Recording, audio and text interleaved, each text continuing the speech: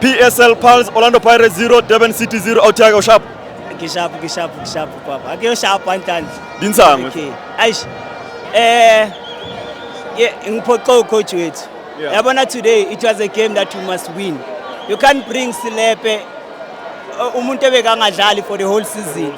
We are bringing Silepe, we are putting Makaula down. And you know ukuthi Pirates, when it has a solid midfield, we are able to play.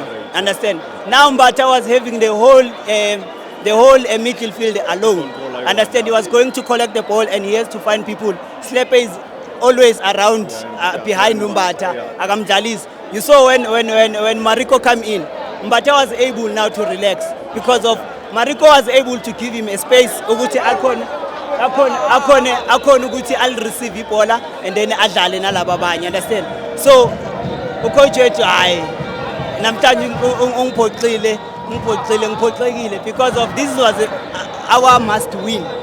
After winning this game, now we are going to go to Mbombela with the pressure ukuthi manje we must win na kanjani, understand? This one was supposed to be a game that we are going home knowing that the title is on our side. Now we don't know what's going to happen.